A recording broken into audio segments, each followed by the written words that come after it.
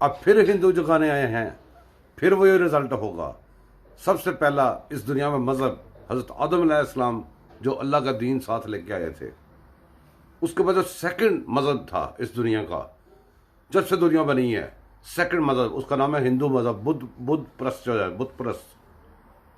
और जब जब जगाने आए हैं, जब जब इन्होंने जगाया, इनका जगाने का मतलब क्या होता है कि जुल्म करो, जो अपने अलावा हर बंदे को मार दो, उनकी गर्दनें काट दो, तबाह बर्बाद कर दो।